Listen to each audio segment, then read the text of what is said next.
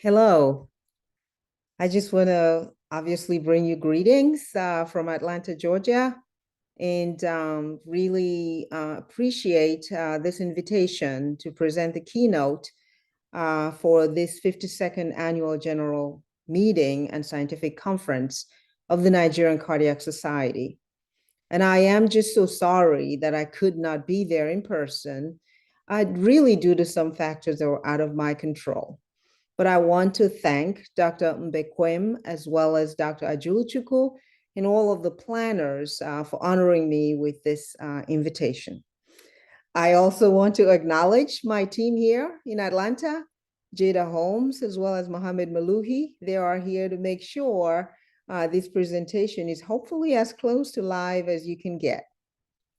So with that, I'm going to go into the discussion.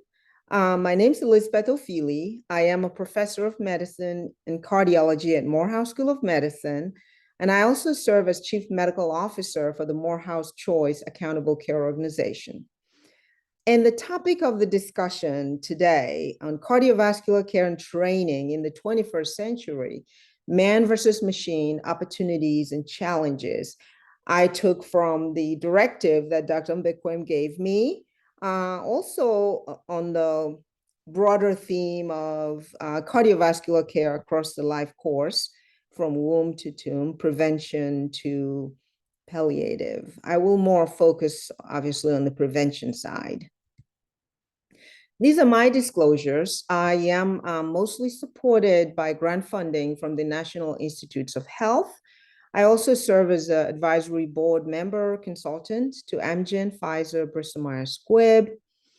I have a patent, a system and method for chronic illness care, which is driving some of the work we're doing with the Health 360X platform, and I'll be discussing that toward the end. And I also have what's called a Small Business Innovation Research Award from the NIH. It is the kind of award that takes promising technology to commercialization, and we are in the middle of that. And so in that regard, I serve as founder of AccuHealth Technologies to bring that technology to the broader community. The educational objectives I'd like to cover is describe the rapidly evolving role of artificial intelligence, or AI, in cardiovascular health and the implications for workforce diversity. Introduce the quintuple aim that center equity and inclusion for AI-enabled health and healthcare. Outline the use case of artificial intelligence in heart failure, and outline the population health approach of the Health 360X registry.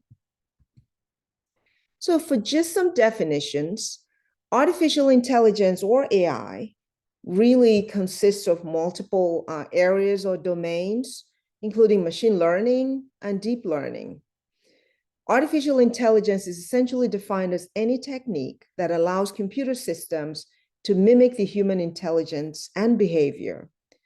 Machine learning is a subset of AI, and it uses statistical techniques to enable machines to learn from data and improve with experience. And deep learning is a subset of machine learning in which multi-layered neural networks learn from really vast amounts of data. I had the opportunity to really get into this space from my colleague, Dr. Eric Topol.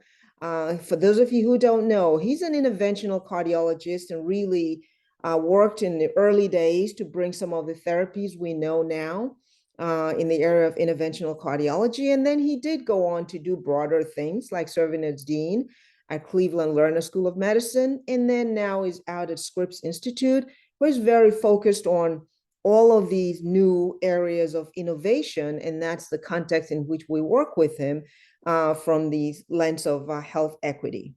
So I recommend this book to you if you just really want to get a broad way of understanding how what he calls deep medicine, how artificial intelligence can make healthcare human again. And I thought that was an interesting title. So in terms of the AI in healthcare, there's obviously been tremendous hype. And some of the hype is what's listed here, that AI will outperform doctors at all tasks, will diagnose the undiagnosable, treat the untreatable, see the unseeable on scans, predict the unpredictable, classify the unclassifiable, eliminate workflow inefficiencies, eliminate hospital admissions and readmissions, eliminate unnecessary jobs, 100% medication adherence, zero patient harm, and then, of course, cure cancer. And while aspects of this and combinations of this may be true, we are nowhere near there. But I think we should think about AI in the context of industrial revolution. And in that case, thinking about AI as that fourth revolution. For example, beginning in the 1750s, close to the 1800s, we had the first revolution with engines, railroads, and steam. And then between 1850 and 1900, the second revolution around 1870 of mass production, electrical power, and assembly lines. And in 1969, we had the introduction of electronics and computers, which of course is now driving this fourth revolution of artificial intelligence. And it's important to note that medicine really is taking off in the middle of the third and fourth revolution.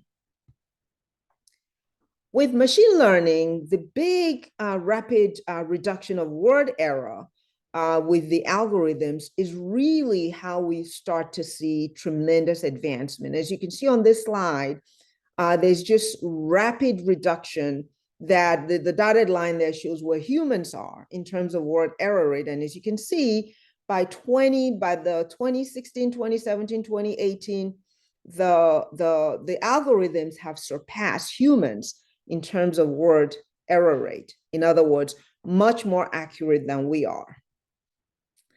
At the same time, the accuracy from the standpoint of vision, which is really important for a specialty like cardiology that relies on a lot of imaging and reading images to make a diagnosis. And again, that vision accuracy has become tremendously much improved and much better than human accuracy starting in 2015. So I just want to put the AI in cardiovascular medicine in context here. So you are looking at the fact that big data, vast amounts of data, is what's driving much of what we know in the AI space, at least from the standpoint of medicine. And also from the standpoint of medicine, as you can see here, I'm going to just use my computer. No, I guess I can't. Anyway, in the middle there, you have the EHRs, electronic health records, imaging, which eats a vast amount of data. They're sort of the core areas around which we're collecting data to try to drive artificial intelligence. And that includes machine learning, computer vision, and deep learning, as we have already described. On the left-hand side are some potential inputs around diet, genetics, lifestyle, EKG, wearables, and software. And again, some of these are leading the way, as you'll see in a few slides, in terms of the opportunity for innovation. And how these do or do not interface with the EHR is part of the challenges that we're trying to solve today.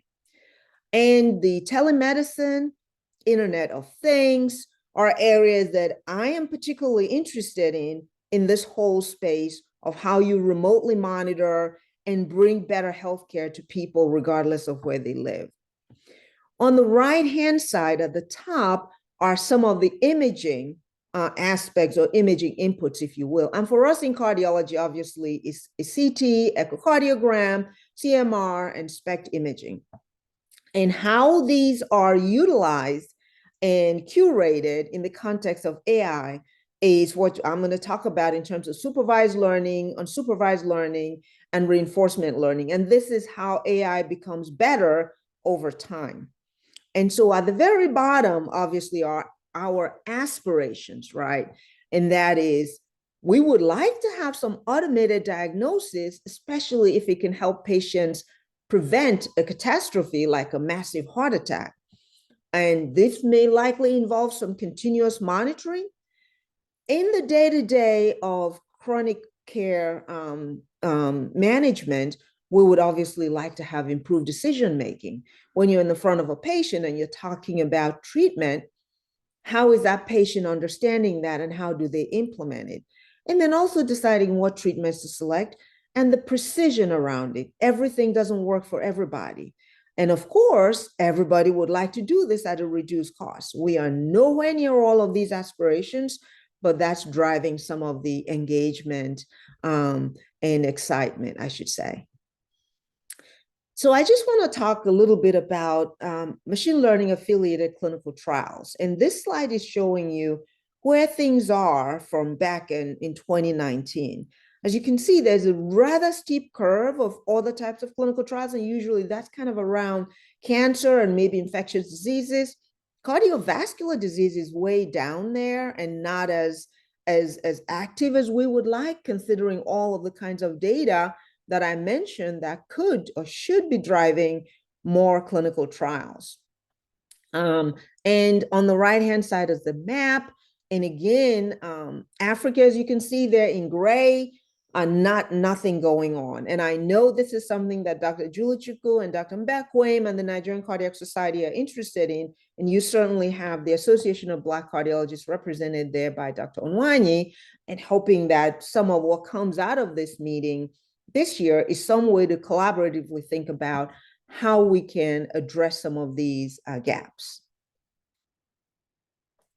So the other exciting thing is looking at this. It's a growing list, and that is the list of approval of AI-based technologies in cardiology by the Food and Drug Administration, or FDA. And a lot of what's here, many of you, if you sort of consume media from here, have seen on TV, like AliveCore and some of these other methodologies, and certainly Apple and its Kit, Google and its Fit, Google Fit, but more sort of diving into other areas of diagnosis. We see here sort of at the bottom here, ways to look at cardiac ultrasound and maybe define more the edge to get a better assessment of ejection fraction, ways to more accurately diagnose cardiac murmurs, and of course, lots and lots of innovation around other technologies like CAT scanning, MRI, EKG reading. Some things that are most heavily time consuming for cardiologists could be real opportunities, but I think we need to obviously take a pause here. As you'll see in subsequent slides, we have a long way to go. So this is a sort of a snapshot, which I was just pleased to see in a publication that described a heart failure use case, because I think it pretty much captures what we are looking to do in this space and looking to improve upon. So we can start from the top left hand. And this is again in the center there is, what does supervised machine learning look like in a use case of heart failure? On the right of that is, there's a need in the training data set to put in what we would like to impact, right? The mortality is big. Morbidity, in this case, sort of defined by readmissions, which we don't want. Then that allows you to feed that into this model that will potentially establish patterns. So what the supervised learning will do is take a look at, again, we're talking about lots and lots and lots and lots of data, to try to understand, what does this model look like, and could we, through repeat iterations, begin to understand it better? That then exits as a test data set, which will have to be evaluated to see, does this actually predict mortality or readmissions? So that's this ongoing testing piece. And again, as you'll see, some of that in the current AI world is not as transparent, and that creates challenges to think about how to generalize this. There is also the unsupervised learning part, which is where you're not necessarily labeling the data set, but the machine learning algorithm has a way to just basically browse and review and come up with a way to maybe cluster the data and group the data. And in this case, you're actually looking for, are there novel discoveries, things that you didn't even think about that might pop out and help with overall system classification. And in the center, there are a lot of different ways that we could use this data to improve health. For example, a more effective clinical trial design. identifying potential research participants for inclusion, and maybe reducing the time to try to identify these patients. Diagnosis, improving who has heart failure, whether it's HFpEF, preserved EF, or HFrEF, reduced ejection fraction. And what does this look like from a screening standpoint, not waiting till patients are in the hospital decompensated. And then, of course, the different phenotypes, as I just reflected, HFpEF and HFrEF, are there in-betweens of these phenotypes, right? And then how do we predict who's going to decompensate and be hospitalized? And then, of course, a lot of heart failure now is about device therapy. How will these device therapies identify, or how would you, as a cardiologist, identify the optimal candidates for device therapy? And what in the case of medical therapy, we know that many people are not on guideline-based medical therapy, or GDMT as we know it. But how do we look at that and make that more efficient so the guidelines are not just sitting on the shelf? So again, when you use heart failure here as a snapshot, you can see the potential excitement and all the areas that we could get better in diagnosing and treating heart failure. Still way into the future. Or maybe not way, but certainly in the future. And so this slide talks about some of the limitations of machine learning models, which I started to allude to earlier, right? First of all, you need lots and lots and lots of data. Unfortunately, sometimes the way the data is absorbed or taken into the model can create erroneous data, because the machine does not necessarily discriminate data that is noise versus data that is real. And so the opportunity for this to influence what you actually wind up feeding as part of your algorithm becomes a challenge. There clearly is a need for tremendous infrastructure. Data is expensive. Curating data is superbly expensive. And this is a challenge that we see in algorithms and machine learning. And of course, the fact that the algorithms are opaque, not as visible, there's a lack of external validation, and limited generalizability. These are all huge challenges. And so when we look at, for example, in the case of heart failure, the machine learning algorithm wants more and more data sets to be able to be trained on. We have to be able to identify patterns in the data, such as classification of phenogroups. And I talked a little bit about what in the case of heart failure, HFrEF or reduced EF versus preserved EF, and anything in between. And how does this unsupervised learning help you to maybe identify new aspects of these phenotypes? And how about outcome prediction, which is generally around supervised learning?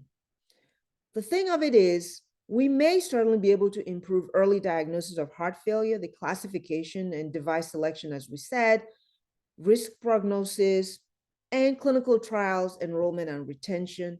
But as I mentioned, the fact that there's significant limitation and lack of transparency in how these models make decisions, and most importantly, we do not have prospective ways to validate the models and look at how they potentially predict or enhance performance over time.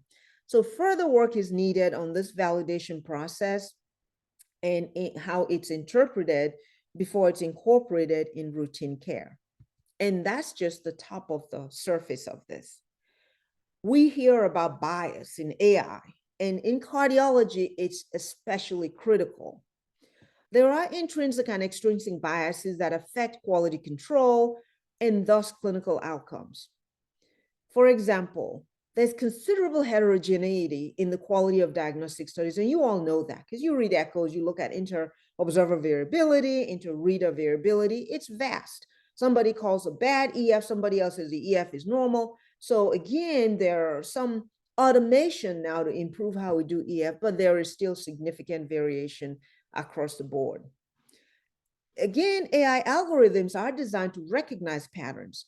So the tendency to overfit the data, because you got to make it into a certain pattern and the data set, because of an inability to distinguish a true contributing factor from noise. And then you have to validate it with an independent data set. And that brings in a need to overlay processing and regular annotation by trained clinicians who assist with quality control. This is a time-consuming process, and there is a definite risk that has been documented that the annotators themselves may introduce conscious and unconscious bias just based on what they think they know and their context of care delivery. So I just want to segue a little bit into the whole issue of racial bias in algorithm-driven medicine. In this case, this is around how algorithms that are used to manage health of populations can actually be biased. This is very much used today, every day in the United States, where algorithms are used to decide who should be triaged for care coordination. Because again, in the US, there's a lot of discussion about value-based care. I am, as I mentioned in the beginning, a part of an ACO, and that's an accountable care organization. So generally, instead of fee-for-service, where doctors are paid or health systems are paid as they see patients, in the value-based model, you are asked to define your population based on their level of risk. So you can then decide, or the biggest payer of healthcare, which is the Center for Medicare and Medicaid Services, or CMS, can decide what they're going to pay you because you have a lot of high-risk people. And so this algorithm has a programming that allows it to default individuals based on what's put in there. Like they have 3 or 4 chronic conditions, or what's called the morbidity index, chronic care morbidity index, and what else is going on with them in terms of their overall health. What you see here is the purple is the Black patient, and the red are the white patients. So this algorithm defaults sicker patients who are Black into the algorithm for care coordination. This has all kinds of implications, because in care coordination, you are basically sending people out to manage these individuals, and they have a certain number that they can work with to keep the cost effective. The bottom line is the authors here had to do programming to actually separate out these individuals based on other parameters. And so the original is one way and the simulated is another way. What is the implication of this? If you are really, really sick and you are triaged along with people who are less sick, there is the issue of, are you actually receiving the kind of care that you need? Is that care coordination right-sized to fit your need? Again, because this is a huge algorithm that's out there, there are lots of other algorithms that we don't even know how they're treating patients based on race, ethnicity. And so there is a lot of concern that AI could worsen health disparities as we know them.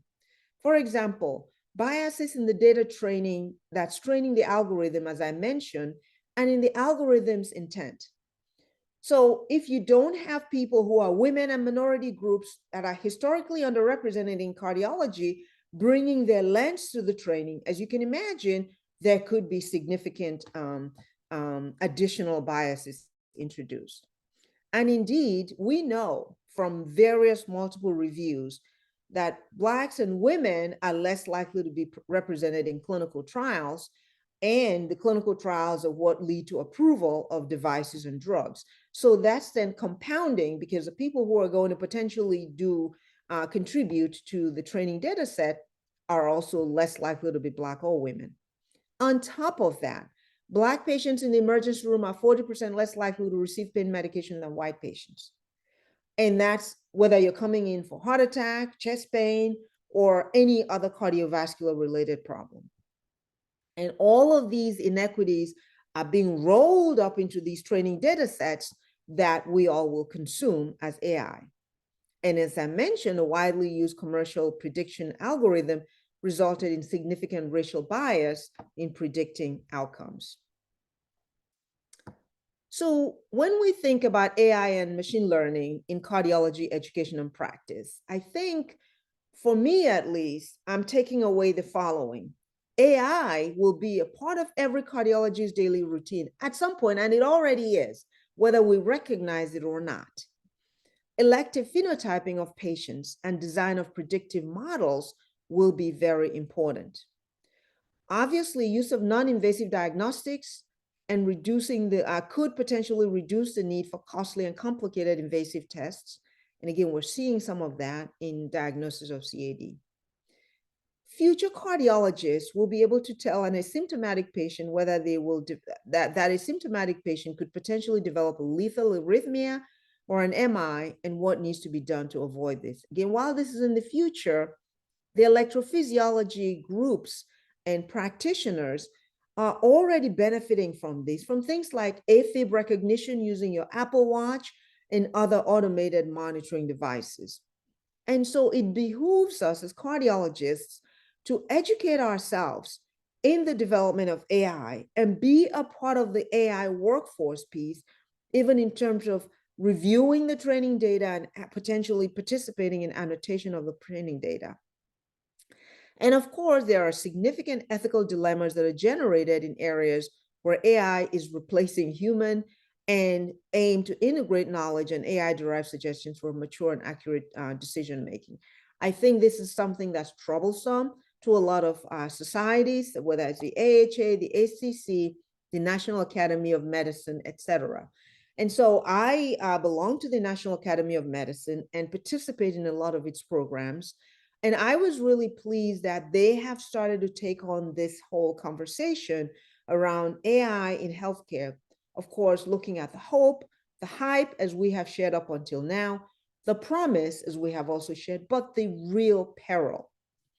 So the National Academy of Medicine organized a workshop and really focused. And again, I refer you to this to review it and learn from it as I did.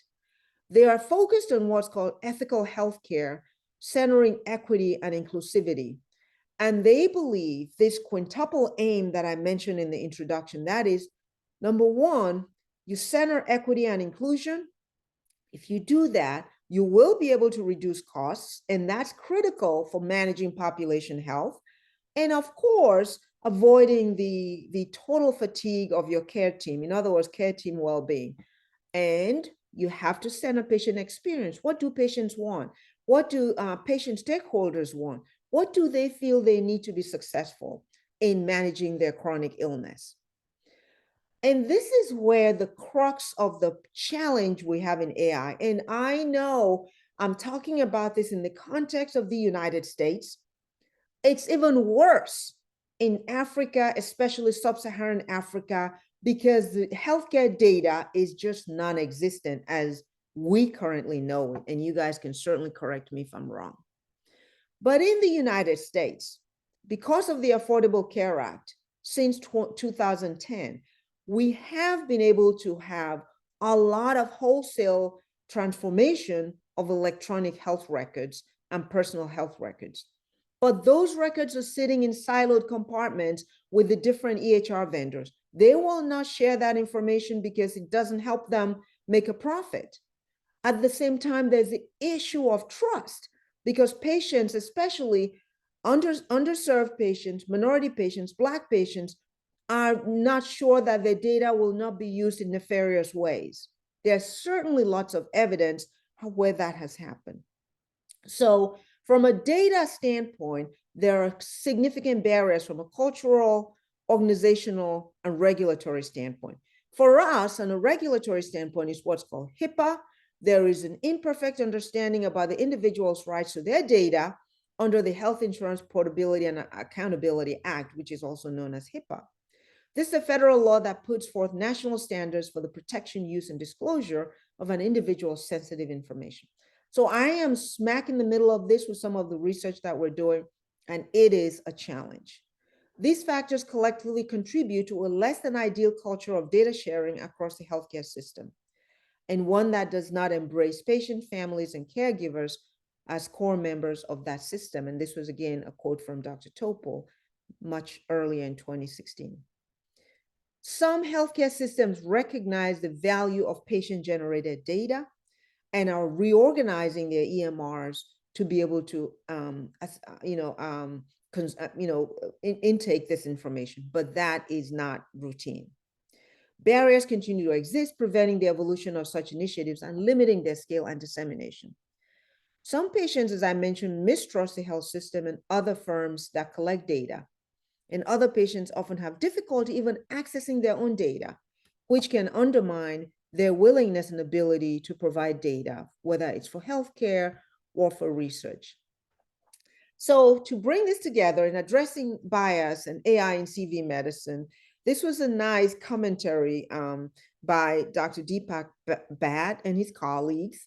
And so the recommendation is to monitor for unforeseen biases associated with socioeconomic and racial backgrounds of populations. So again, stating that we need to prioritize these marginalized groups because, or underrepresented groups, I should say. The involvement of clinicians, ethicists, and representatives of minority groups early in the development stage of AI tools to ensure that these predictive models represent the entire population. And in the testing phase, AI algorithms should be validated on various minority and low-income groups to ensure that predictive models reflect the entire population. In the post-market stage, where these algorithms are beginning to be integrated into the healthcare setting, there are regulatory and ethical guidelines that need to really be ramped up and constantly monitored to ensure that the benefits of receiving access is equally distributed. And the governing structures, how we govern these data groups, how the AI is implemented, the framework and monitoring and the quality control, these are all huge undertaking that has not even begun. Rigorous models to validate results are necessary to minimize harm from use when it really matters. And so in the United States, there's obviously a lot of concern about lawsuits, and these machine learning algorithms are being carefully looked at to minimize errors. Obviously, errors will be there in medicine, but to minimize those errors. I want to pivot to workforce diversity because, again, this is the Nigerian Cardiac Society, and we are involved in the process of training young doctors, encouraging young doctors to go into cardiology. And again, as I said, the Association of Black Cardiologists, represented there by Dr. Onwanye, is interested in this collaboration so we could join efforts in diversity. I just put this up to show what the unmet need is. And essentially, there has been some data that suggests significant benefits when there's concordance between a provider and a patient. In other words, a Black physician is more likely to have their recommendations to a Black patient taken seriously. This data out of Oakland, California, documented the fact that likelihood of Black males assigned to Black physician agreeing to preventive services was much higher, 49% for diabetes, 71% for cholesterol, and 56% for flu vaccination. So while these are preventive measures, it gives us a sense of what can happen if there's that alignment from a culturally congruent standpoint. So I want to pivot here to what we've been interested in patient-centered population health approach. And this is just an example of cardiometabolic risk because, again, it intersects between cardiology and the obesity epidemic. And I just use a patient profile here, which is Brenda, a wife, 2 children, works full-time, commutes for almost an hour, travels occasionally. She has diabetes, she has hypertension, her BMI is up. She's inconsistently controlled. She has no plan for improvement. She does not have the time to develop a plan. She's not activated. She's not empowered. She has inadequate knowledge. She has inadequate skills. She is, in other words, superbly overwhelmed. Now, we give them all of this A, B, C, D, E wheel about what they should be doing. And this is essentially the bottom line of cardiovascular prevention. You have this in your slide deck, so I don't necessarily want to repeat it. But how do patients view physicians, right? Our patients see us for maybe 10 minutes, and that's after they've waited 3 to 4 to 6 months for that visit. This is what patients think. Positive words, patients think their doctors are caring, knowledgeable, professional, excellent. Negative words, their doctors are rushed, hurried, busy. And then, of course, some not really nice words. They're unconcerned, rude, uncaring, uninterested, arrogant, condescending. Now, obviously, everybody who's present today is not any of these negative words, but it is real. It is real because sometimes we have 25, 30 patients to see, and you're trying to figure out how to get through all of them. This is where our technology comes in again. Full disclosure, this is our patent. And so obviously I'm passionate about it. So you don't have to obviously take everything I say because I have a bias here and I am declaring it up front. And the reason we developed this patent early on was to address the issue of disconnected care and lack of population care. And this patent was approved in 2012, and that's a reference there for you. We developed a registry because a patent allows you to connect patients to physicians and to support groups such as health coaches. If you're dealing with any chronic illness, the doctor's visit that's happening once or twice or even 3 times a year will not help that patient long term. Patients need to be able to self-monitor and manage their own health. And so with the Health 360 Acts, which is what we call it now, it used to be called eHealthy Strides. Again, this was developed out of Morehouse School of Medicine and has now been released to AccuHealth for commercialization. The registry looks at patient engagement and health coaching. It also includes information from patients because that's patient-reported outcomes. And if you remember earlier, this is a big part of what we need to crack in healthcare, especially chronic disease, is to gather what patients are doing and help use that to help themselves. And a way to integrate EMR using what we call here in the States FHIR resources, because it's an interoperable process. And of course, HIPAA compliance, as I mentioned, that is a huge deal for us. We do center social determinants of health because, and then you can't read this from the screen, but it's looking at all the different ways that patients present, whether it's their housing, their environment, their income level, their literacy rate, yes, their spirituality and how they view life in general. All of those now are important to what people do with their chronic illness and how they heal. So integrating social determinants is a key part of it. And so that's the website. We encourage people, and it's free. People can download the app and help self-manage themselves, when they have a chronic illness. And there's an opportunity to work with coaches, there's a provider portal, and then there's, of course, the patient app. As I mentioned, it's on Google Play and on the App Store. And this is the example of what patients can self-monitor and track.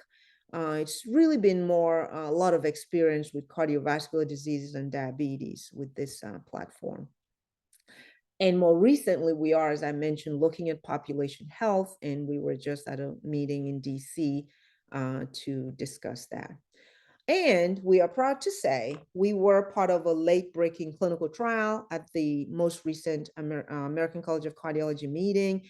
And this is through our NIH-funded Small Business Innovation Research, which is looking at equitable access to point-of-care decentralized clinical trials. So I was very pleased that we got this opportunity. And this is just to reflect some of the data that we shared in March. Our numbers have increased since then. There are 4,700 participants in the registry. The majority of them are actually using it more to help correlate their health. And we work with practices who are members of the Association of Black Cardiologists. You see the coach connections. And of course, the platform has to be usable. And we are looking at new ways to integrate this, excuse me, into the practice workflow. So in concluding, I can say, artificial intelligence and machine learning are rapidly evolving cardiovascular diagnostics and therapeutics, excuse me.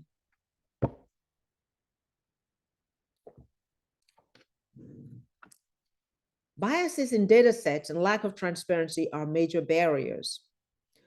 Data sharing or lack of EMR interoperability are additional barriers. I should say lack of data sharing. Opportunity for wearables and automated detection algorithms are definitely there, and we are taking advantage of that with the Health 360X. We like to talk more about human in the loop augmented intelligence. So this is where we have a human there, as opposed to all artificial. And in our world with PHR, personalized health records, we are working with like the coaches and having them understand what can happen to support the work they do using machine learning. This is in the future. I'm not saying we're doing it now. We are pursuing opportunities to be able to do that. And we think that would be critical for population health management. We definitely center the quintuple aim that's focused on ethics, equity, and inclusivity.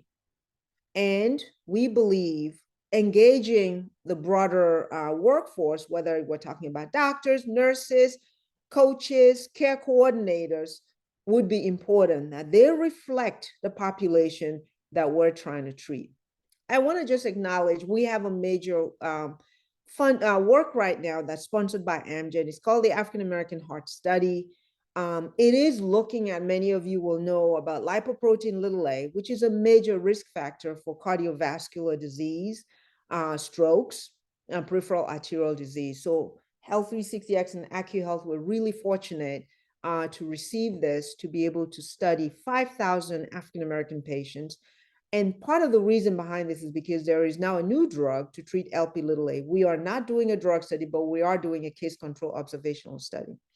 These are the sites that are so far involved. We're getting to a goal of 35 sites and include several academic institutions in the pipeline, such as WashU, Minneapolis, Morehouse, Meharry, UT Health System in Houston. So again, Mount Sinai in New York. So it's wonderful that some academic centers are involved, but our big interest is in these small group practices, because we believe we need to bring them and their patients into the clinical trial space. And I know Dr. Juluchukwu is going to ask me, what about Nigeria? Well, I did ask Amgen that, but they said because of the timeline, they want to be able to conduct this particular study in the United States. However, I think just like we got ready for this by having the SBIR and bringing sites together in a network, we need to be thinking about that kind of an operation in Nigeria, where institutions are getting ready, having the regulatory stuff together. I know University of Lagos is doing that through Dr. Ajuluchukwu's influence and others. But we need to be doing that and organizing early on, so when an opportunity comes in, we're able to take advantage of it. There is a challenge with obviously NIH funding. They are not immediately allowing us to go overseas without all kinds of hoops. However, there are Fogarty funds that work specifically with international programs, but I think we just need to figure out a process to get there. When I was recently in Tanzania to present this work, they were all interested in figuring out how their country can be involved. So I hope you guys can talk about this with Dr. Onwanye as well.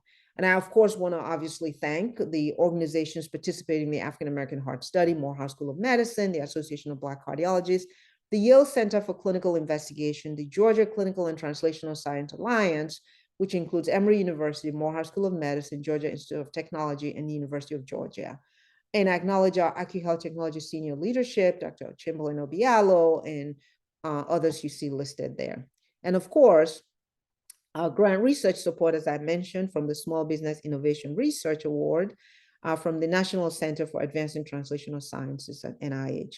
And to acknowledge here that the content that I gave today is solely my responsibility and does not necessarily reflect the official views of the National Institutes of Health.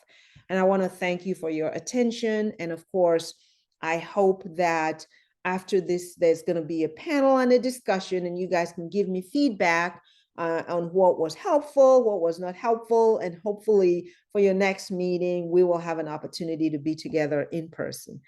Thank you, and have a wonderful and successful meeting. Bye-bye.